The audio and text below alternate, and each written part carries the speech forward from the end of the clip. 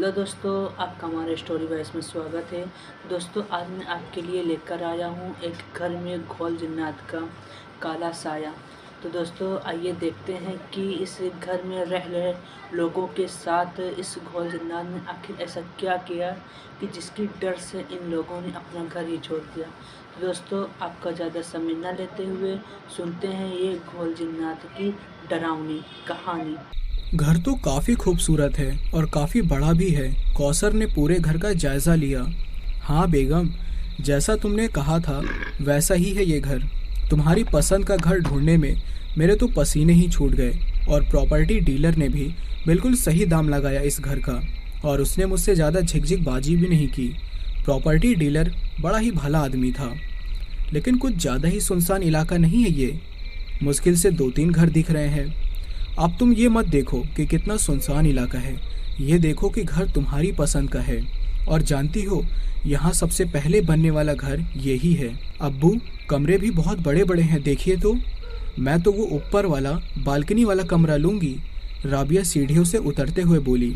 नहीं, वो कमरा मेरा है, उस कमरे में मैं रहूँगा। साजिद ने राबिया की चोटी खींची। वो कमरा मुझे पसंद है, इसलिए वहाँ मैं रहूँगी।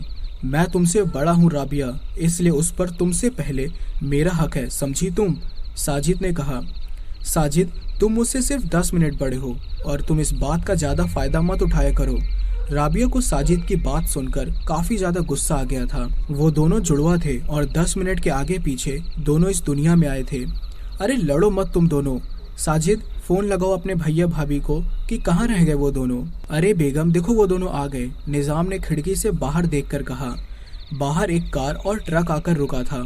साजिद, तुम मेरे साथ आओ, ट्रक से सारा सामान उतरवाना है। वो दोनों दरवाजे से बाहर निकल रहे थे कि अदनान बाहर से भागता हुआ आया और निज़ाम के पैरों से लिपट गया। दादू, ये हमारा नया घर है। 6 साल के अदनान ने मासूमियत से पूछा।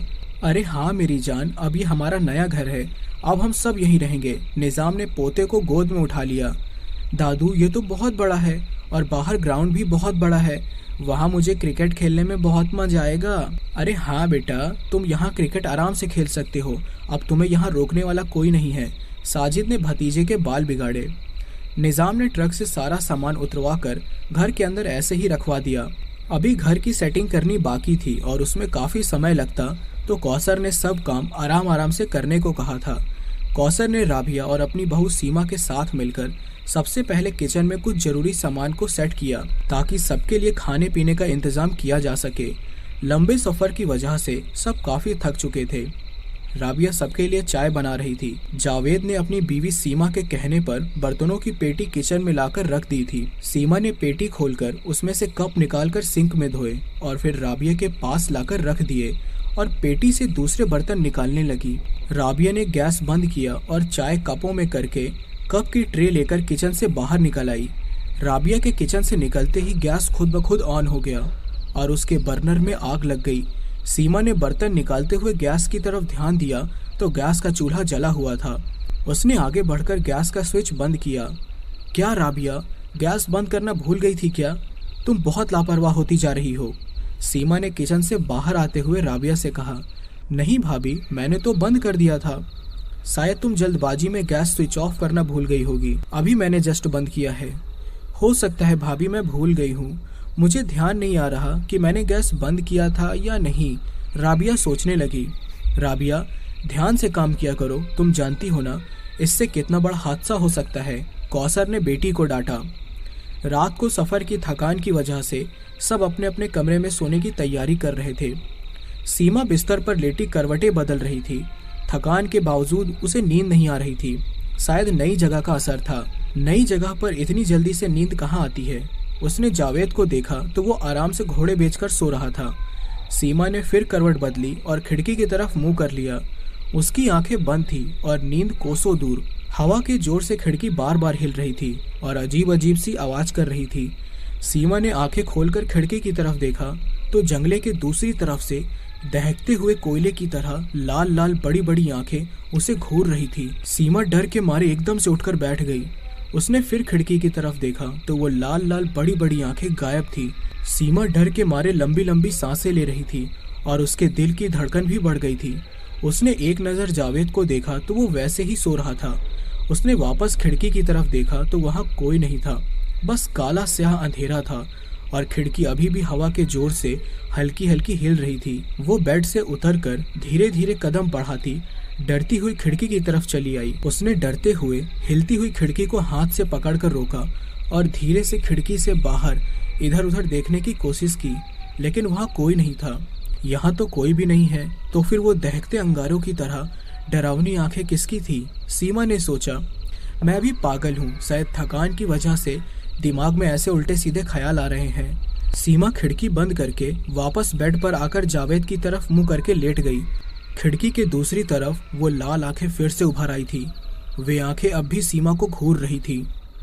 फर्नीचर सब अपनी जगह रख दिया गया था, बस डेकोरेशन का सामान लगाना बाकी था। सीमा पेटियों से सामान संभाल कर निकालते हुए वहीं जमीन पर रख रही थी। उसने पेटी से एक बेहद खूबसूरत और बड़ा सा गुलदान बाहर निकाला और उसे देखते हुए वहीं जमीन पर रख दिया। सीमा बड़े ध्यान से अपने काम में लगी हुई थी। गुलदान खुद ब खुद धीरे धीरे हिल रहा था। आवाज पर सीमा ने पीछे देखा तो सब कुछ ठीक था और गुलदान हिलना भी बंद हो गया था।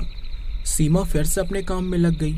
गुलदान खुद ब खुद हवा में उठा और जोर से जमीन पर गिरा। सीमा ने कुछ टूटने की आवाज पर पीछे मुड़कर देखा तो वही गुलदान जमीन पर टूटा हुआ पड़ा था। उसने गुस्से में सामने खड़े अदनान को देखा जो बैट बॉल लिए खड़ा था। अदनान, ये क्या किया तुमने? इतना महंगा गुलदान तोड़ दिया। अदनान बेचारा बैट बॉल लिए हुए बाहर की तरफ देख रहा था। सीमा के इस तरह कहने पर उसने सीमा को देखा और बोला, नहीं मम्मा, ये फ्लावर पॉट मैंने नहीं तोड़ा। झूठ मत बोलो तुम। जानते हो तुमने कितना बड़ा नुकसान किया है। क्रिकेट खेलना है तो बाहर जाकर खेलो, घर के अंदर खेलते हो और नुकसान भी करते हो। मम्मा, मैं सच कह रहा हूँ, ये पॉट मैंने नहीं तोड़ा। मैंने तो अभी क्रिकेट खेला भी नहीं, मैं तो बाहर खेलने जा रहा था। अरे क्यों डांट रही हो बच्चे को? सीमा की गुस्से से भरी आवाज़ सुनकर कौसर चली आई। देखिए ना अम्मी, कितना महंगा गुलदान था और कितना पसंद था मुझे, और अदनान ने इसे तोड़ दिया। अरे तो क्या हुआ, एक गुलदान ही तो था, दूसरा खरीद लेना। वो टूट गया होगा अदनान से खेलते वक्त। अल्लाह की कसम दादी, ये पॉट मैंने नहीं तोड़ा, मैं तो वहाँ खड़ा था। मासूम अदनान कसम खा रहा था क्योंकि वाकई में उसने ये पॉट नहीं तोड़ा था। तुम झूठी कसम कब से खाने लगे अदनान? सीमा गुस्से में खड़ी हो गई। अपने पसंदीदा गुलदान टूटने का उसे बेहद अफसोस था। अब क्या बच्चे की जान लोगी? जब वो कह रहा है उसने नहीं तोड़ा तो नहीं तोड़ा, हवा से गिरकर टूट गया होगा। कौसर ने अदनान को बाहों में भर लिया। छोड़िए दादी, मम्मा को मेरी बात पर यकीन ही नहीं है। मैं बाहर जा रहा हूँ और वहीं खेलूंगा। अदनान कौसर के हाथों से निकलकर बाहर चला गया। अदनान जब यहाँ आया था तो वो बड़े ग्राउंड को देखकर बहुत खुश हो गया था, लेकिन यहाँ उसके साथ खेलने वाला कोई भी नहीं था, इसलिए वो उदास था। अदनान अकेले ही क्रिकेट खेलने लगा। एक हाथ से बॉल को हवा में उछालकर अपने बैट से बॉल को मारता और खुद ही भागकर बॉल को उठा लाता। वो ऐसे ही खेल रहा था। उसने बॉल को फिर से हवा में उछाली तो बॉल हवा में ही रुक गई। अदनान बैट को हवा में उठाए मुंह को खोले बॉल को देख रहा था। बॉल अभी भी वैसे ही हवा में लटकी हुई थी। थोड़ी देर बाद बॉल जमीन पर टप्पा खाकर फिर से हवा में लटक गई। अदनान बस चुपचाप खड़े बस उसे देख रहा था। फिर एक के बाद एक कई बार बॉल जमीन पर टप्पा खाकर हवा में लटक जाती। अदनान के अंदर इतनी समझ नहीं थी कि आखिर ये हो क्या रहा है। उसे तो यही लग रहा था कि बस जादू हो रहा है और वो जोर जोर से हंसने लगा। तभी वो बॉल जोर से आकर अदनान के सिर पर लगी। वो तो अच्छा था कि बॉल सॉफ्ट लेदर की थी, जो लगने पर उसे चोट नहीं आई, और वो बैट बॉल छोड़कर मम्मा मम्मा कहते हुए अंदर भागा था। इधर राबिया साजिद के पास अपनी बुक लेने आई थी, लेकिन साजिद म्यूजिक सुनने में मस्त था। उसे राबिया की आवाज़ बिल्कुल भी सुनाई नहीं दे रही थी क्योंकि उसने अपने कानों पर हेडफोन लगा रखे थे और वो डांस में बिजी था। साजिद के बच्चे, तुमसे पूछ रही हूँ मैं, मेरी बुक कहाँ है? राबिया ने साजिद के पास आकर उसका हाथ पकड़कर उसे घुमाया। साजिद ने राबिया को देखकर अपनी आंखें ऊपर चढ़ाई जैसे पूछ रहा हो क्या बात है। मेरी नॉवल कहाँ रखा है? राबिया ऊंची आवाज में बोली। साजिद को कुछ सुनाई नहीं दिया तो उसने एक बार फिर अपनी आंखें ऊपर की। राबिया ने गुस्से में साजिद के कान से हेडफोन उतारकर बेड पर फेंक दिया और उससे अपने नॉवल के बारे में पूछा। तू इतना चिल्ला क्यों रही हो? अभी देता हूँ ना, साजिद ने कहा और अलमारी की तरफ मुड़ गया। ये लो अपना भूतिया नॉवल, और हाँ, इतना मत पढ़ा करो ये हॉरर स्टोरी, एक दिन तुम खुद चुड़ैल बन जाओगी। साजिद कहकर हंस पड़ा। राबिया को साजिद का हंसना जहर लगा। तू क्या किसी राक्षस से कम है क्या? वो कहते हुए कमरे से बाहर निकल गई और साजिद हेडफोन लगाकर वापस अपने में मस्त हो गया। वो आंखें बंद करके डांस करने में मस्त था कि तभी अचानक हेडफोन की वॉल्यूम हद से ज़्यादा तेज हो गई और साजिद ने एक चीख के साथ अपने कान से हेडफोन को उतार फेंका। उसने अपनी दोनों उंगली अपने कानों में डाल ली। उसे ऐसा लग रहा था जैसे कोई चीज़ उसके कानों में घुस गई हो। हेडफोन की फुल आवाज़ भी नॉर्मल ही होती है, तो फिर ये क्या था? साजिद सोच में पड़ गया। साजिद ने हेडफोन को उठाकर फिर कान में लगाया तो उसमें नॉर्मल आवाज़ आ रही थी। साजिद फिर से डांस करने लगा। राबिया बेड पर लेटी हॉरर नॉवेल पढ़ रही थी। उसने एक नज़र पास में लेटे अदनान को देखा और उसको अच्छे से चादर ओढ़ाई और फिर से पढ़ने में लग गई। राबिया किताब पढ़ने में इतना खोई हुई थी कि उसे ये भी एहसास नहीं था कि उसके पैरों की तरफ से धीरे धीरे चादर खींच रही है। राबिया ने चादर को खींचकर अपने सीने तक किया और फिर से किताब में गुम हो गई। नॉवेल पढ़ते पढ़ते उसे डर लगने लगा था। वही लाल भयानक आंखें किताब के साइड से झांक कर राबिया को देखने लगी। राबिया की नज़र उन आंखों पर पड़ी तो उसने एकदम किताब अपने सीने पर रख कर सामने और फिर इधर उधर देखने लगी, लेकिन कोई नहीं था। डर के मारे उसका गला भी सूख गया था। उसने किताब बंद करके एक तरफ रख दी और पानी पीने के लिए बोतल उठाई तो बोतल खाली थी। अरे यार, आज बोतल लाना ही भूल गई। राबिया बड़बड़ाते हुए बोतल लेकर उठी और कमरे से बाहर निकलकर किचन की तरफ बढ़ गई। उसने किचन की लाइट जलाई। वो फ्रिज से बोतल निकाल रही थी तो उसे ऐसा लगा जैसे उसके पीछे कोई खड़ा है। उसने पीछे मुड़कर देखा तो कोई नहीं था। वो बोतल लेकर किचन से निकलकर अपने कमरे की तरफ जा रही थी तो उसे सीढ़ियों पर रेलिंग को पकड़े एक साया बैठा दिखाई दिया। वही आग निकलती हुई बड़ी बड़ी लाल आंखें और लंबे लंबे सफ़ेद नाखूनों वाला वो साया उसे ही देख रहा था। राबिया देखकर डर गई। घर में हल्का सा अंधेरा था और अंधेरे में लाल आंखें साफ दिखाई दे रही थी। कौन है वहाँ? राबिया बोली। वो डरते हुए सीढ़ियों की तरफ बढ़ी, लेकिन अगले ही पल वो साया गायब हो चुका था। वहाँ किसी को ना पाकर राबिया ने अपने सिर पर हाथ मारा और वो जैसे मुड़ी तो उसे अपने चेहरे के बिल्कुल पास ही वही डरावनी लाल आंखें दिखाई दी। डर से राबिया की एकदम से चीख निकल गई और वो बस चिल्लाती ही जा रही थी। राबिया की चीख सुनकर सभी लाइट जलाकर बाहर आ गए, मगर राबिया अपने कानों पर हाथ रखे अभी भी चीख रही थी। राबिया, राबिया, होश में आओ, मैं हूँ तुम्हारी अम्मी। जब राबिया चुप नहीं हुई तो कौसर ने उसे कंधे से पकड़कर झिंझोड़ा। क्या हुआ? क्यों चीख रही हो तुम? राबिया ने सबको देखा। सब उससे एक ही सवाल कर रहे थे, लेकिन उसके गले से तो जैसे आवाज ही नहीं निकल रही थी। ये तुम्हें इतना पसीना क्यों आ रहा है? सीमा ने राबिया के बिखरे बाल पीछे करके उसके माथे से पसीना पोंछा। भाभी, भाभी, वो वहाँ। अरे कुछ बोलोगी भी? क्या हुआ? अम्मी, वहाँ सीढ़ियों पर मैंने भूत देखा, राबिया ने डरते हुए बताया। उसकी बात सुनकर साजिद जोर से हंसा। मैं सच कह रही हूँ, वहाँ सीढ़ियों पर एक साया बैठा था जिसकी बड़ी बड़ी लाल आंखें और लंबे लंबे नाखून थे। वो मुझे ही घूर रहा था। अरे अम्मी जान, इसने फिर से कोई हॉरर स्टोरी पढ़ी होगी। उसी का असर है जो इसके दिमाग में उल्टे सीधे ख्याल आ रहे हैं, साजिद ने हंसते हुए कहा। मैं बिल्कुल सच कह रही हूँ अम्मी, वहाँ कोई साया था, लेकिन वहाँ से गायब होकर वो बिल्कुल मेरे सामने खड़ा था, जिसे देखकर मैं डर गई थी। राबिया, ये तुम्हारा वहम होगा बेटा, ऐसा कुछ भी नहीं है, निज़ाम बोले। अब्बू, शायद राबिया ठीक कह रही है, क्योंकि जिस दिन हम यहाँ आए थे उस दिन रात को मैंने भी खिड़की से बाहर लाल बड़ी बड़ी डरावनी आंखें देखी थी, सीमा बोली। तुम भी ना सीमा, कुछ भी बोल रही हो, ये तो है ही पागल जो पूरे दिन किताबों में घुसी रहती है, जावेद ने कहा। देखो बच्चों, ऐसा कुछ भी नहीं है, ये सिर्फ थकान की वजह से हो रहा है। काम बहुत है ना घर में, इसलिए जाओ सब अपने अपने कमरों में आराम करो। कौसर ने सबको अपने अपने कमरे में भेजा। राबिया साजिद से दीवार में ड्रिल मशीन से छेद करवा रही थी। उसे पेंटिंग जो लगानी थी और साजिद ड्रिल मशीन लिए हुए स्टूल पर खड़ा था। राबिया, प्लग को देखो, शायद वो ठीक तरह से नहीं लगा, मशीन में करंट नहीं आ रहा है, साजिद ने ड्रिल मशीन का बटन चेक करते हुए कहा। यहाँ तो सब ठीक है, तुम वहीं देखो, मशीन में कुछ प्रॉब्लम होगी, राबिया ने प्लग को निकालकर दोबारा लगाते हुए कहा। साजिद ने ड्रिल मशीन को चलाने की कोशिश की, लेकिन वो नहीं चली। उसने मशीन में एक दो बार अपना हाथ मारा। उसने ड्रिल मशीन के नुकीले सरिये को उंगलियों से घुमाकर देखा और उसने जैसे ही सरिये से उंगली हटाई, सरिया घूमने लगा।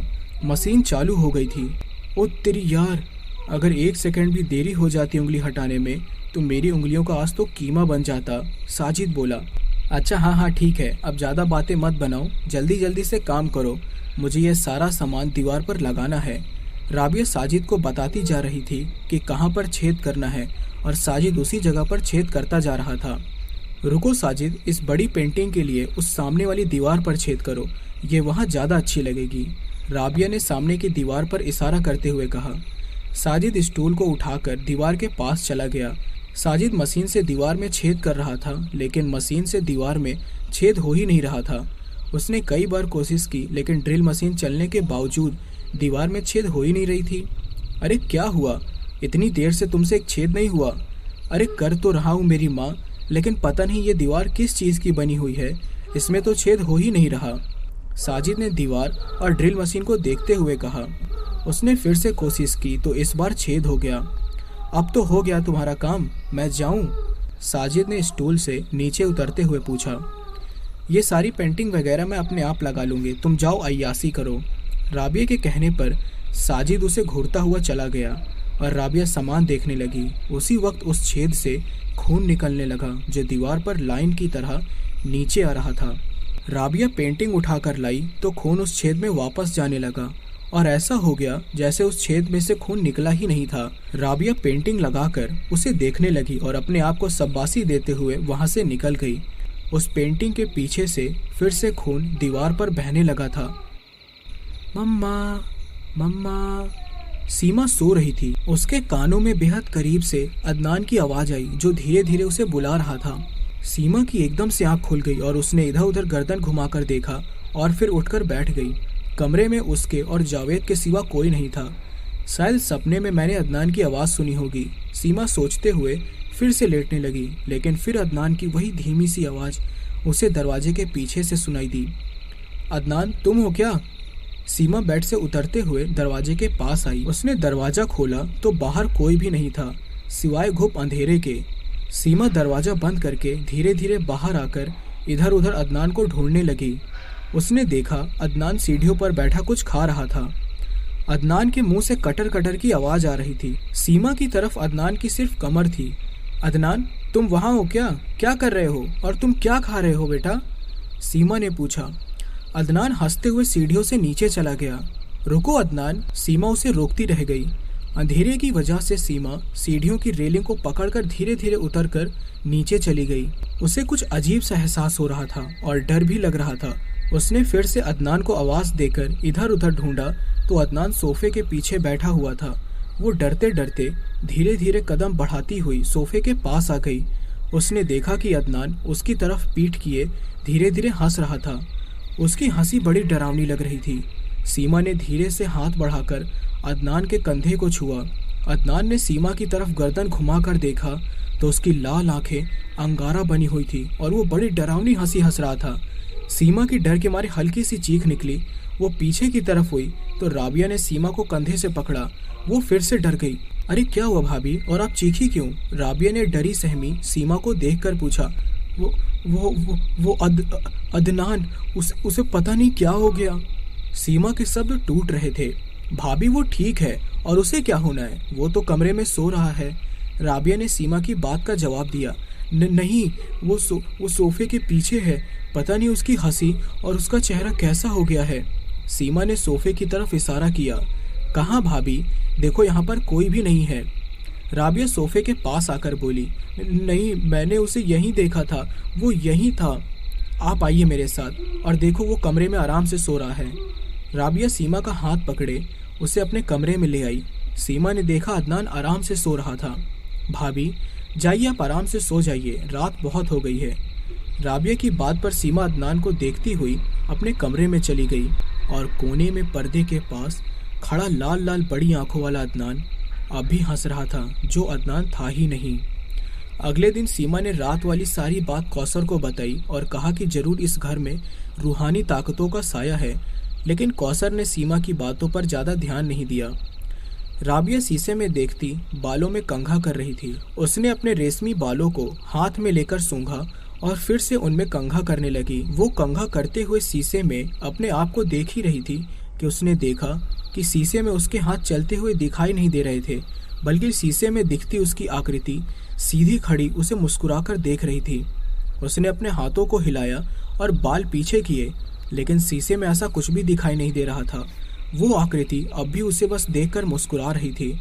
उसके हाथ से कंघा छूटकर नीचे जमीन पर गिर गया। राबिया ने डरते हुए धीरे से अपना हाथ शीशे की तरफ बढ़ाया, लेकिन उसका हाथ शीशे के आर पार हो गया। उसने एकदम अपना हाथ वापस खींचा और डरती हुई 2 कदम पीछे हटी। उस आकृति ने शीशे से अपना सिर बाहर निकाला और उसकी मुस्कुराहट और गहरी हो गई। फिर वो आकृति पूरी बाहर निकल आई। ये देखकर राबिया और डर गई। वो पसीना पसीना हो रही थी। अपने सामने बिल्कुल अपने ही जैसी लड़की को देखकर उसकी सांसें तेज होती जा रही थी। वो लड़की शैतानी मुस्कुराहट लिए राबिया की तरफ बढ़ रही थी और फिर बिल्कुल राबिया के सामने आकर खड़ी हो गई। राबिया आंख फाड़े बस उसे ही देखती जा रही थी। उस लड़की ने एकदम राबिया का हाथ पकड़ लिया। राबिया ने जब अपना हाथ देखा तो उस लड़की का हाथ धीरे धीरे सफेद होता जा रहा था और उसके नाखून भी बड़े होते जा रहे थे। देखते ही देखते उस लड़की का पूरा रंग सफेद हो गया। उसका चेहरा भी बदलकर भयानक हो गया। लंबे लंबे बाल अब बिखर गए थे और बालों के पीछे से वही लाल दहकती हुई बड़ी बड़ी आंखें राबिया को घूर रही थी। उस लड़की का असली रूप देखकर राबिया चीख उठी, अम्मी बचाओ! वो डर के मारे चीख रही थी और उससे अपना हाथ छुड़ाने की कोशिश कर रही थी। भयानक चेहरे वाली लड़की अपनी गर्दन टेढ़ी कर करके मुस्कुरा के राबिया को ही देख रही थी। राबिया चीखे जा रही थी और राबिया को ऐसा लग रहा था जैसे उसके हाथ पर किसी ने गर्म सरिया रख दिया हो। राबिया की आवाज़ सुनकर सभी उसके कमरे की तरफ भागे। भयानक चेहरे वाली लड़की ने राबिया का हाथ छोड़ दिया। राबिया जल्दी से दरवाजे की तरफ भागी। राबिया चीखती हुई दरवाज़ा खोलने की कोशिश कर रही थी, लेकिन दरवाज़ा खुद ब खुद लॉक हो गया था। दूसरी तरफ बाकी घर वाले भी दरवाज़ा बाहर से खोलने की कोशिश कर रहे थे। राबिया की चीखें सुनकर उसे आवाज़ देते दरवाज़ा पीटे जा रहे थे। भैया प्लीज़ दरवाज़ा खोलिए! राबिया चीखे जा रही थी और वो लड़की शैतानी हंसी हंस रही थी। राबिया डर के मारे चीख रही थी और बार बार पीछे मुड़कर देख रही थी। वो भयानक चेहरे वाली लड़की राबिया की तरफ बढ़ी। उसे अपनी तरफ बढ़ते देख राबिया की चीखें और तेज हो गई। ये मुझे मार डालेगी अब्बू, दरवाज़ा खोलिए! बाहर से सभी राबिया को आवाज़ दे रहे थे। उस भयानक लड़की को बिल्कुल अपने पीछे देखकर राबिया दरवाजे से कमर लगाकर खड़ी हो गई। उसे लगा ये उसका आखिरी वक्त है, शायद अब वो नहीं बचेगी। राबिया बस उसकी दहकती आंखों में देखे जा रही थी।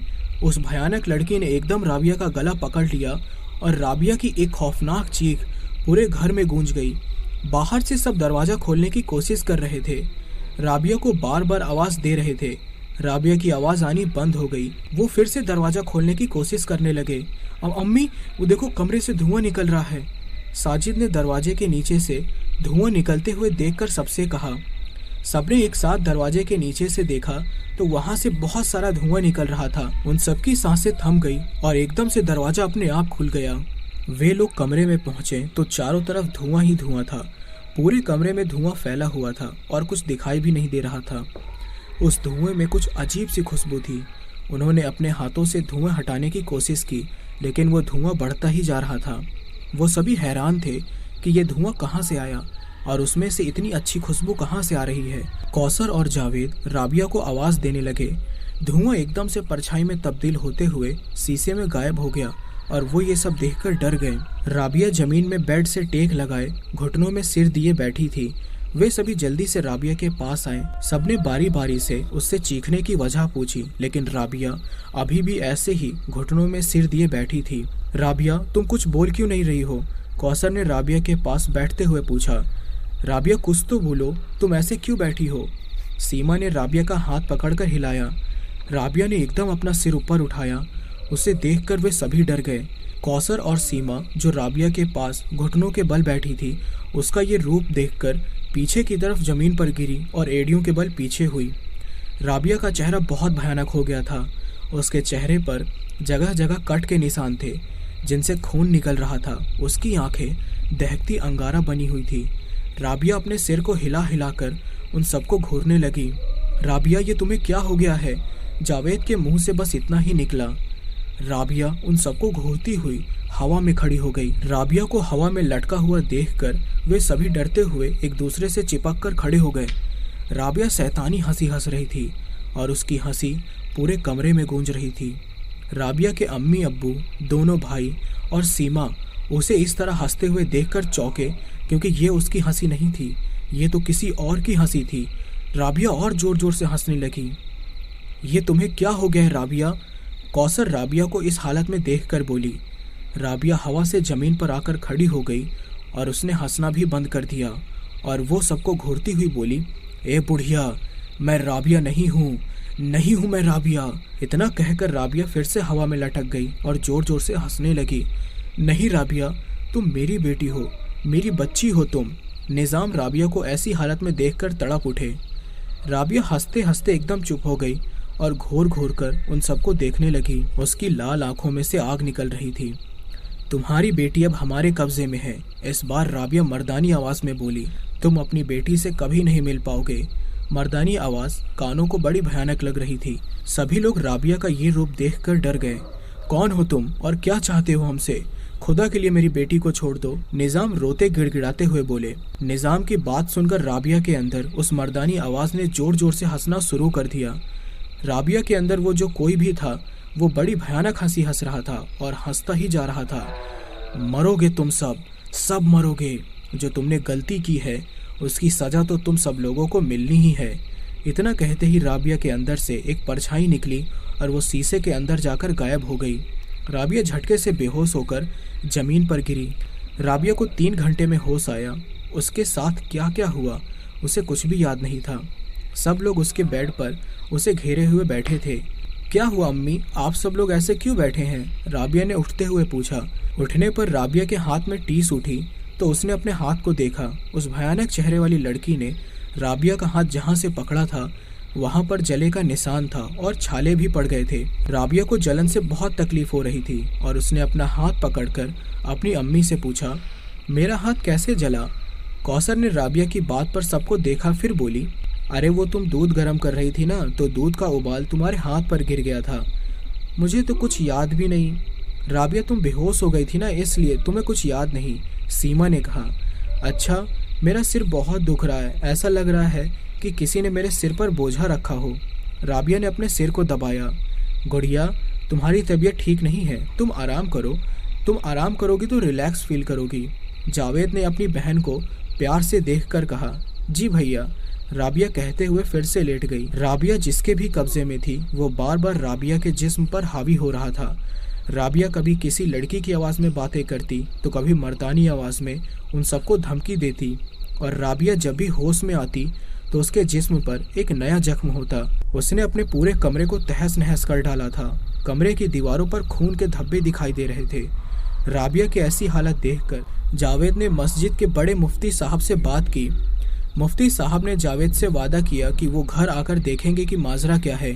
मुफ्ती साहब घर के बीचों बीच खड़े घर के चारों कोनों को बड़े गौर से देख रहे थे, जैसे कुछ जानना चाहते हों, और घर के सभी लोग एक कोने में खड़े थे। मुफ्ती साहब सीढ़ियों के पास जाकर कुछ देर खड़े हो गए और फिर वापस अपनी जगह पर आ गए। मुफ्ती साहब की आंखें बंद थी और होंठ हिल रहे थे। वे शायद कुछ पढ़ रहे थे और उन्होंने एकदम से अपनी आंखें खोली। मुफ्ती साहब ने मुड़कर निज़ाम की तरफ देखा और बोले, इस घर में जिन्नात का बसेरा है। जिन्नात रहते हैं यहाँ पर और तुम्हारी बेटी पर वही हावी होते हैं। मुफ्ती साहब की बात सुनकर सभी डर गए। जिन्नात? ये आप क्या कह रहे हैं मुफ्ती साहब? हमारे घर में जिन्नात? मुफ्ती साहब की बात सुनकर डरे सहमे खड़े सभी लोगों को देखकर निज़ाम ने मुफ्ती साहब से कहा, हाँ, और एक नहीं कई जिन्नात रहते हैं तुम्हारे इस घर में। मुफ्ती साहब ने अपने हाथ से पूरे घर की तरफ इशारा किया। मुफ्ती साहब, मेरी बच्ची को बचा लीजिए। निज़ाम रोने लगे। घबराओ नहीं, उस जिन्नात से मैं तुम्हारी बच्ची को छुड़ाऊंगा। मैं उसे इतना मजबूर कर दूंगा कि उसे तुम्हारी बच्ची को छोड़ के जाना ही पड़ेगा। मुफ्ती साहब ने कहा। तो तू मुझे मजबूर करेगा? कहीं से गुर्राती हुई आवाज़ आई। मुफ्ती साहब के साथ सभी ने इधर उधर देखा, लेकिन सबको सिर्फ आवाज़ ही सुनाई दे रही थी।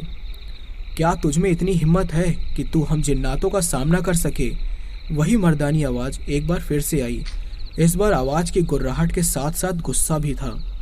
इधर उधर क्या देख रहे हो? मैं यहाँ हूँ, ऊपर। सबने एक साथ सिर उठाकर ऊपर देखा तो राबिया छत से लगी लेटी हुई थी। उसके हाथ और बाल नीचे लटक रहे थे। बालों के पीछे से झांकती उसकी लाल आंखें मुफ्ती साहब को घूर रही थी।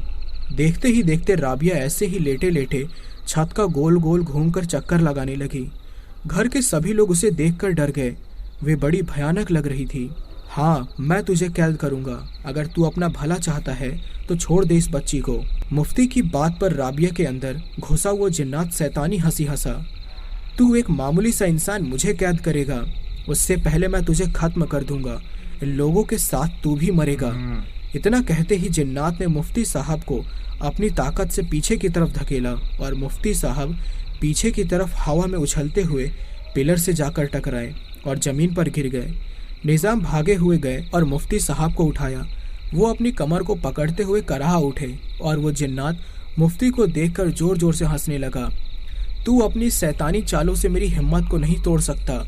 मुफ्ती साहब फिर से जिन्नात के सामने आकर खड़े हो गए थे, जिसने राबिया के जिस्म पर कब्जा किया हुआ था। राबिया हवा में लटके हुए धीरे धीरे जमीन पर आ गई। उसकी आंखें अंगारा बनी हुई थी और मुफ्ती को खा जाने वाली नज़रों से घूर रही थी। मुफ्ती साहब ने अपनी जेब से तावीज़ निकाला और उस पर आयतें पढ़ने लगे। कर ले, तुझे जितनी झाड़ फूक करनी है कर ले, लेकिन तेरी तावीज़ों से मुझ पर कोई फ़र्क नहीं पड़ने वाला। मुफ्ती साहब ने उस तावीज़ पर आयतें पढ़ने के बाद उस तावीज़ को जलाया और उसकी राख राबिया के ऊपर यानी उस जिन्नात के ऊपर फेंकी। जिन्नात पर उस राख का कोई असर नहीं हुआ, बल्कि वो और हंसने लगा। देखते ही देखते वहाँ पर 2-3 जिन्नात और आ गए। वे सभी भयानक दिख रहे थे। उनकी आंखों से आग निकल रही थी। उनके चेहरे पर बिल्कुल शैतानी हंसी थी। इतने सारे जिन्नातों को देखकर कोने में खड़े निज़ाम और कौसर के साथ साथ और सभी लोग भी सुन्न रह गए और कुछ देर के लिए मुफ्ती साहब भी डर गए। वे सारे जिन्नात मुफ्ती साहब को खूंखार भरी निगाहों से देखते हुए उनकी तरफ बढ़े, लेकिन मुफ्ती साहब ने फिर से हिम्मत की और उन्होंने फिर से तावीज़ निकालकर जलाया और उसकी राख जिन्नात के ऊपर फेंकी। मुफ्ती साहब ने यह प्रक्रिया कई बार की। राबिया के जिस्म में जो जिन्नात था, उसके अलावा बाकी के जिन्नातों पर तावीज़ों का असर हुआ और वो तड़पते हुए चीखों के साथ धुआं बनकर गायब हो गए। ये देखकर राबिया के जिस्म में घुसे उस जिन्नात ने गुस्से में गुर्राते हुए मुफ्ती से कहा, तूने मेरे परिवार को तकलीफ पहुंचाई है, मैं तुझे जिंदा नहीं छोड़ूंगा, अब तू मर। इतना कहकर राबिया ने अपना मुंह खोला। मुफ्ती साहब का काम जारी था। इससे पहले कि जिन्नात कुछ कर पाता, मुफ्ती साहब ने फिर से तावीज़ जलाकर उसकी राख जिन्नात पर फेंकी। रुक जा, रुक जा। अब जिन्नात की आवाज़ में तड़प थी, लेकिन मुफ्ती साहब अपना काम जारी रखे हुए थे। अपना काम रोक दे, छोड़ दे मुझे। जिन्नात तड़प कर मुफ्ती साहब से गुहार लगा रहा था। छोड़ दूंगा मैं तुझे, लेकिन उससे पहले तो इस बच्ची के जिस्म को छोड़ और चला जा यहाँ से।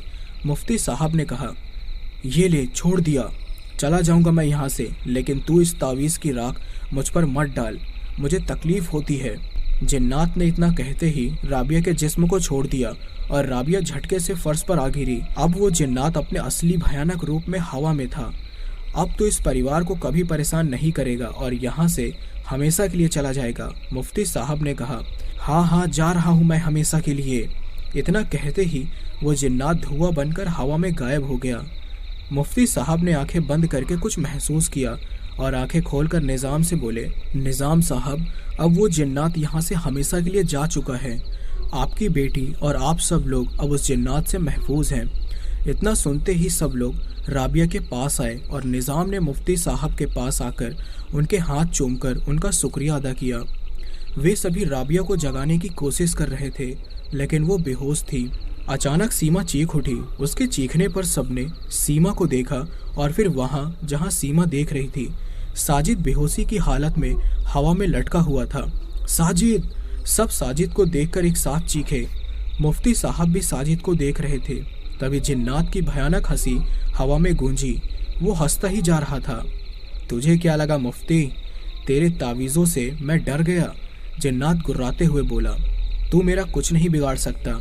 मैं कोई मामूली जिन्नात नहीं हूँ, हजारों साल पुराना जिन्नात हूँ मैं। जिन्नात की भयानक और रौबदार आवाज़ हवा में गूंज रही थी। मुफ्ती साहब के साथ सभी साजिद को देखते हुए जिन्नात की बातें सुन रहे थे। मैं अपने साथ इस लड़के को ले जा रहा हूँ, अब तो इस लड़के को कभी देख नहीं पाएगा। जिन्नात ने गुर्राते हुए कहा, नहीं, छोड़ दो मेरे बेटे को। कौसर जिन्नात की बात सुनकर चीखती हुई साजिद के पास भागी। रुक जाओ, वहाँ खतरा है। कौसर को साजिद के पास जाते देख मुफ्ती साहब चीखे, लेकिन बहुत देर हो चुकी थी। देखते ही देखते कौसर के दुपट्टे ने कौसर के गले में फंदा बनाकर कौसर को ऊपर खींचना शुरू कर दिया। ये देखकर वहाँ चीखो पुकार मच गई। गले में फंदा लगने से कौसर तड़पने लगी और उसकी आंखें बाहर आ गई। कौसर की ऐसी हालत देखकर निज़ाम और जावेद जिन्नात से कौसर की जिंदगी की भीख मांगने लगे, लेकिन जिन्नात शैतानी हंसी हंसे जा रहा था। कौसर की रूह कौसर के जिस्म को छोड़ चुकी थी और जिन्नात साजिद को लेकर वहां से गायब हो गया। उस घर में मातम छा गया था। सबकी हालत बेहद खराब थी। राबिया को तो मालूम ही नहीं था कि ये सब कैसे हुआ। शाम को कौसर की मैयत को उठाया गया और कब्रिस्तान ले जाकर दफनाया गया। मुफ्ती साहब बहुत परेशान थे। आखिर उनसे इतनी बड़ी गलती कैसे हो गई। उन्हें सबसे पहले इस परिवार की हिफाजत का कोई तरीका ढूंढना चाहिए था। 2 दिन हो गए कौसर को दफनाए हुए। जिन्नात ने उन लोगों को दोबारा परेशान नहीं किया था और साजिद का भी कुछ पता नहीं था। निजाम ने मुफ्ती साहब से गुहार लगाई कि वो अपनी बीवी को तो खो चुके हैं, लेकिन किसी भी तरह उनके बेटे को बचा लो। तो मुफ्ती साहब ने कहा, वो जिन्नात बहुत ताकतवर है, मैं उसका सामना नहीं कर सकता, लेकिन मैं ऐसे शख्स को जानता हूँ जो तुम्हें और तुम्हारे परिवार को इस मुसीबत से निकाल सकते हैं। कौन है वो? निज़ाम ने बड़ी बेसब्री से उस शख्स के बारे में पूछा। पीरजादा साहिब, वो ही तुम्हें इस जिन्नात से बचा सकते हैं। वे ज़्यादातर इबादत में मसरूफ़ रहते हैं, बहुत कम लोगों से मिलते हैं। पीरजादा साहिब को तुम उन्हें अपनी परेशानी के बारे में बताओगे तो वो तुम्हारी मदद ज़रूर करेंगे। मुफ्ती साहब ने कहा। कहाँ मिलेंगे पीरजादा साहिब? निज़ाम जल्द से जल्द पीरजादा साहिब से मिलकर अपने परिवार को जिन्नात से बचाना चाहते थे। यहाँ से 1.5 घंटे की दूरी पर एक मज़ार है, वे वही मज़ार पर रहते हैं। उसके बाद मुफ्ती साहब और निज़ाम पीरजादा साहिब से मिलने के लिए मज़ार के लिए निकल गए। जाने से पहले मुफ्ती साहब ने घर के सभी लोगों को तावीज़ दिए और कहा, इन तावीज़ों को अपने गले में डाल लो। इनके रहते वो जिन्नात तुम्हारा कुछ नहीं बिगाड़ सकेंगे। भले ही जिन्नात को मैं काबू में नहीं कर सका, लेकिन मेरे तावीज़ जिन्नात से तुम्हारी हिफाजत करेंगे। निज़ाम कार ड्राइव कर रहे थे और 1.5 घंटे का सफ़र उन्हें सदियों का सफ़र लग रहा था। उधर जावेद, सीमा, राबिया और अदनान के साथ था। उसे डर था कहीं जिन्नात फिर से ना आ जाए। 1.5 घंटे बाद निज़ाम और मुफ्ती साहब मज़ार पर पहुँचे। शाम होने को आई थी। मज़ार की सारी लाइटें जल चुकी थी और आने वालों का हुजूम बढ़ गया था। इस वक्त भी लोग मज़ार पर आकर मन्नत मांग रहे थे। मुफ्ती साहब ने एक आदमी को रोककर उससे पीरजादा साहिब के बारे में पूछा। आदमी ने अंदर की तरफ जाने वाली एक राहदारी की तरफ इशारा किया। वे दोनों उस राहदारी की तरफ बढ़ गए और उस पतली सी राहदारी से गुजरते हुए एक बड़े से कमरे में आ गए। वहाँ कुछ लोग बैठे हुए थे। वहाँ से गुजरते हुए एक आदमी से मुफ्ती साहब ने पीरजादा साहिब से मिलने की इच्छा जाहिर की। उस आदमी ने कहा, पीरजादा साहिब इस वक्त किसी से नहीं मिलते क्योंकि ये उनकी इबादत का वक्त है। मुफ्ती साहिब ने उस आदमी से मिन्नतें की, लेकिन वो नहीं माना। फिर मुफ्ती साहब ने उस आदमी के सामने हकीकत बयान की। तब कहीं जाकर उस आदमी ने हामी भरी और फिर पीरजादा साहिब के कमरे की तरफ बढ़ गया। 2 मिनट के बाद ही वो आदमी बाहर आया और उन्हें अंदर जाने के लिए कहा। मुफ्ती साहिब और निज़ाम दरवाजे को खोलते हुए कमरे के अंदर चले गए। कमरे के एक कोने में जमीन पर कालीन बिछाकर उस पर बैठे पीरजादा साहिब इबादत में मसरूफ़ थे। पीरजादा साहिब के चेहरे पर एक नूर था। कोई उन्हें देखे तो बस देखता ही रहे। मुफ्ती साहब और निज़ाम वहीं ज़मीन पर बिछी दरी पर बैठ गए। पीरजादा साहिब ने अपनी इबादत ख़त्म करने के बाद उन दोनों को देखा और बोले, तुम्हारी परेशानी की वजह मैं जानता हूँ। पीरजादा साहिब, आप कैसे जानते हैं? निज़ाम ने कहा, तुम्हारे चेहरे की सिकन तुम्हारी परेशानी बयां कर रही है। लेकिन मुफ्ती साहब, आप तो इतने बड़े आलिम हैं, फिर आपने इतनी बड़ी गलती कैसे कर दी कि एक जान चली गई? वे दोनों पीरजादा साहिब की बात सुनकर हैरान थे कि वे ये सब कैसे जानते हैं। वो कोई मामूली जिन्नात नहीं है, हजारों साल पुराना है और उस जिन्नात से मैं मिल चुका हूँ, वो भी 9 साल पहले। पीरजादा साहिब ने बताया। वो जिन्नात मुझसे क्या चाहता है और क्यों मेरे परिवार के पीछे पड़ा है? निज़ाम ने कहा, देखो, कभी कभी हम इंसान अनजाने में कुछ ऐसी गलतियां कर देते हैं जिसके बारे में हमें पता भी नहीं होता। पीरजादा साहिब ने कहा, लेकिन मैंने और मेरे परिवार ने ऐसी कौन सी गलती कर दी जो जिन्नात हमारे पीछे पड़ा है? तुमने कोई गलती नहीं की, लेकिन किसी और इंसान ने गलती की थी जिसकी सज़ा तुम्हें मिल रही है। कौन है वो इंसान पीरजादा साहिब? निज़ाम ने पूछा। अभी हमें यहाँ से निकलना होगा क्योंकि हमारे पास ज़्यादा वक्त नहीं है। वो जिन्नात बहुत गुस्से में है और कुछ भी कर सकता है। मैं आपको रास्ते में बताता हूँ कि आखिर बात क्या है। पीरजादा साहिब खड़े हो गए। आज से 9 साल पहले की बात है। एक मियाँ बीवी मेरे पास आए और वो बहुत परेशान थे। उन्होंने बताया कि उनकी एक 12 साल की बेटी है।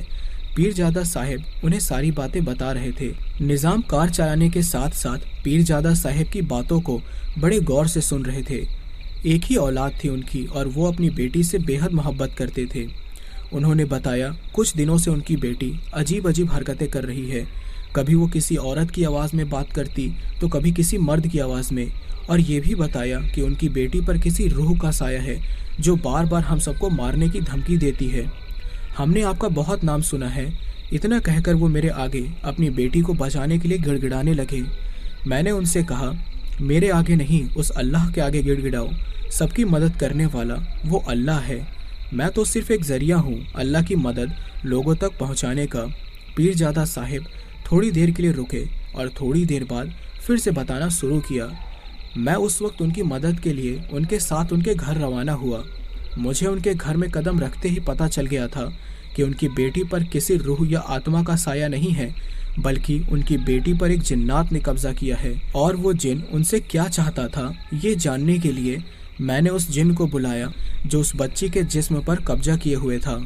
और फिर उस जिन्नात ने बताया कि यहाँ पर यह घर बनने से पहले एक बड़ा सा नीम का पेड़ हुआ करता था। उस पेड़ की शाखाएं चारों तरफ फैली हुई थी। उस पेड़ पर मैं अपने परिवार के साथ रहता था। पेड़ की शाखों पर मेरे बच्चे खुशी खुशी खेला करते थे, कभी पंछी बनकर, कभी सांप बनकर, तो कभी छिपकली और कभी कभी तो कीड़े मकोड़े बनकर।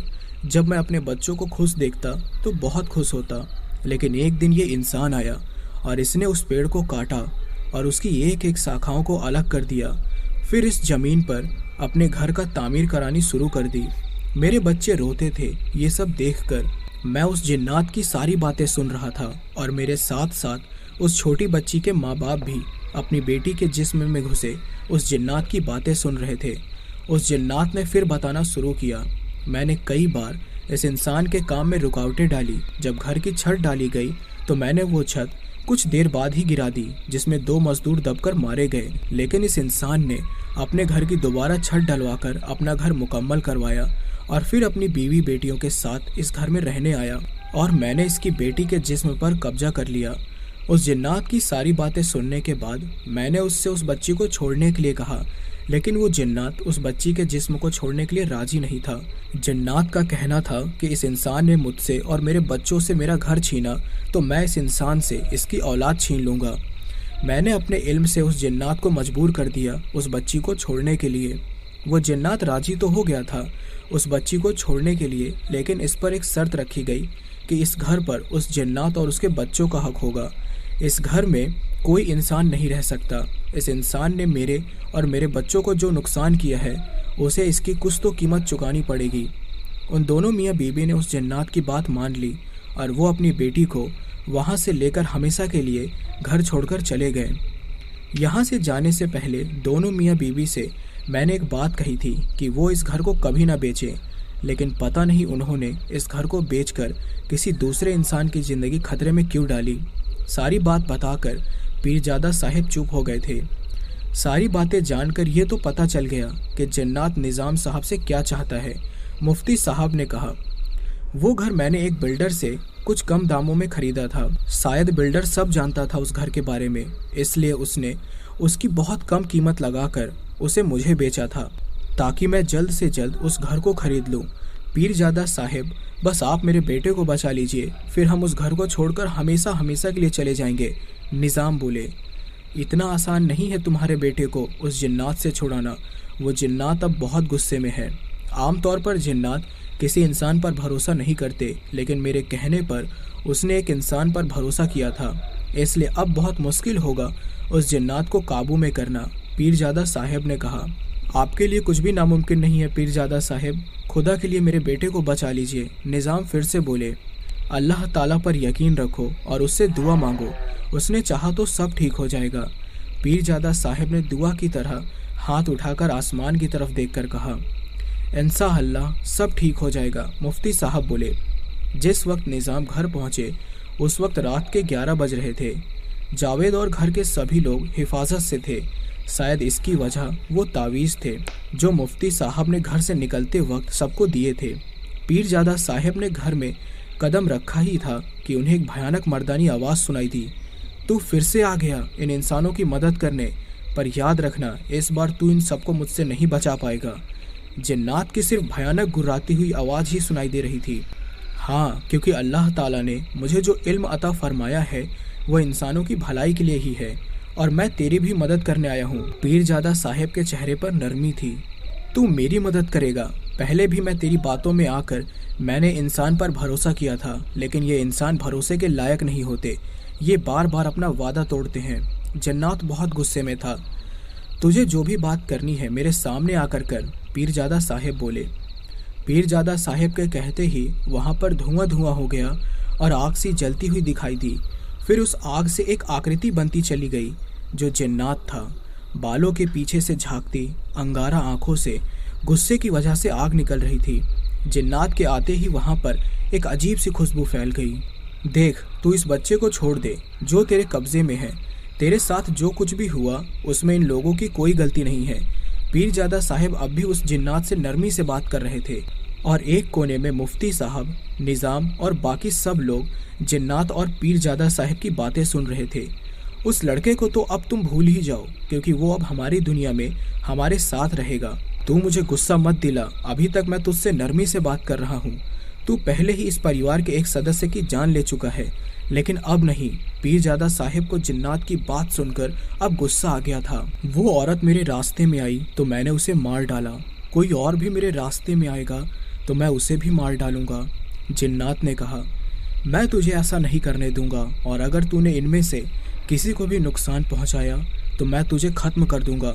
पीरजादा साहब ने कहा, तू हम जिन्नातों की ताकत को नहीं जानता है।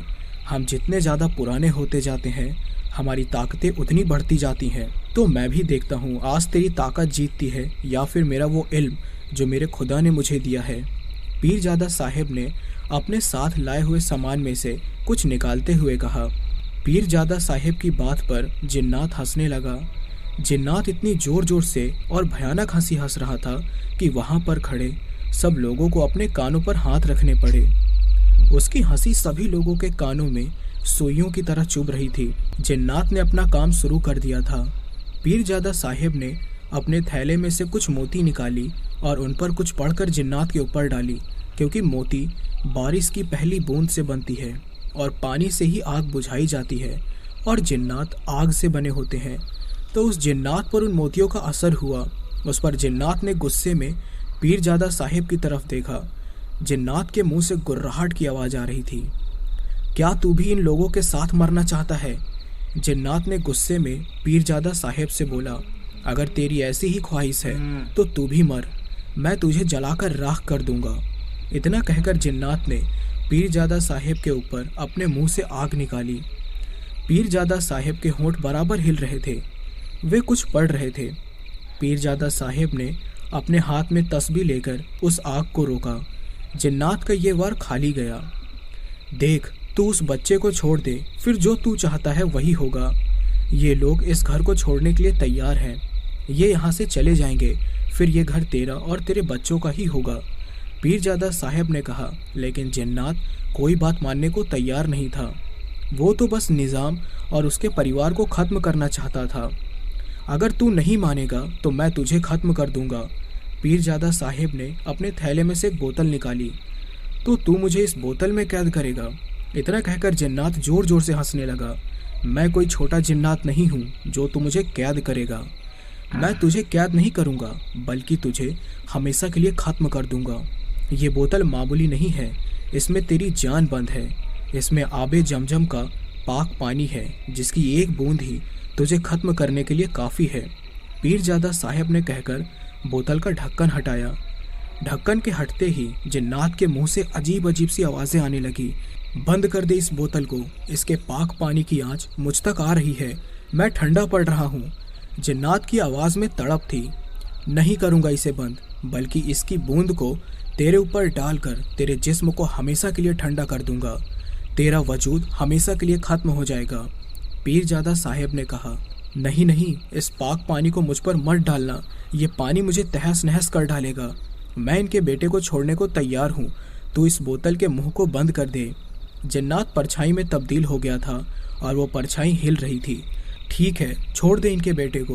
पीरजादा साहब ने बोतल का मुंह बंद किया। लेकिन मैं कैसे मान लूँ कि यहाँ से जाने के बाद ये फिर कभी मुझे और मेरे परिवार को परेशान करने के लिए इस घर में नहीं आएंगे।